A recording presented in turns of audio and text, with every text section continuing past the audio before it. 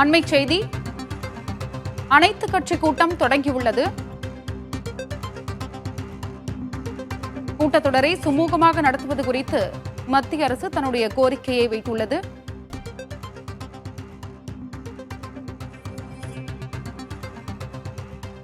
விவரங்களை வழங்குவதற்காக செய்தியாளர் ராஜீவ் இணைப்பில் இருக்கிறார். ராஜீவ், அனைத்து கட்சி கூட்டம் தொடங்கி இருக்கிறது. அதானி குறித்து பல விஷயங்களை எழுப்புவதற்காக எதிர்க்கட்சிகள் காத்திருக்கின்றனர். இந்த கூட்டத்தில் யார் யாரெல்லாம் பங்கேற்க இருக்கின்றனர், என்ன விவரம்? அதாவது திங்கட்கிழமை குளிர்கால கூட்டத்தொடரானது தொடங்குகிறது. அதற்கு முன்னதாக இந்த கூட்டத்தொடரை சுமூகமாக நடத்துவதற்கு தொடர்பாக விவாதிப்பதற்காக மத்திய அரசு இன்றைய தினம் அனைத்து கட்சி கூட்டத்திற்கு அழைப்பு விடுத்திருந்தார்கள். அதன்படி இந்த கூட்டமானது நாடாளுமன்ற வளாகத்தில் தொடங்கி நடைபெற்று வருகிறது. இந்த கூட்டத்தில் மத்திய அரசு இந்த கூட்டத்தொடரை சுமூகமாக நடத்த வேண்டும் என்ற ஒரு கோரிக்கையை வைத்திருக்கின்றார்கள். அதே போல இந்த கூட்டத்தில் திமுக, மதிமுக உள்ளிட்ட அனைத்து கட்சியினுடைய பிரதிநிதிகளும் கலந்து கொண்டிருக்கின்றார்கள்.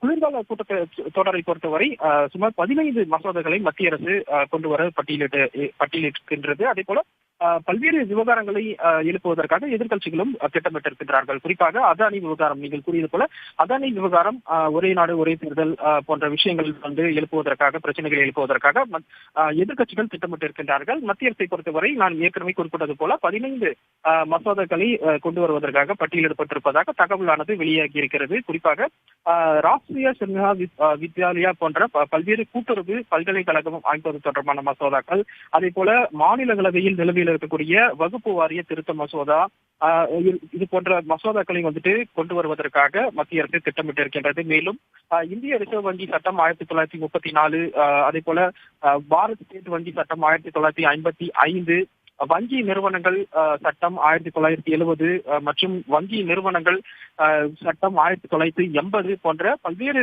திருத்த சட்டங்கள் மசோதாக்களையும் கொண்டு வருவதற்காகவும், அதே போல பல்வேறு மசோதாக்கள் மீதான அந்த பரிசீலனை செய்வதற்காக முன்வைக்கப்படுவதாக மத்திய அரசு சார்பாக ஒரு திட்டமிடல் இருக்கின்றது. இந்த நிலையில தான் இன்றைய தினம் இந்த ஒரு ஆலோசனை கூட்டம் நடைபெறுகிறது.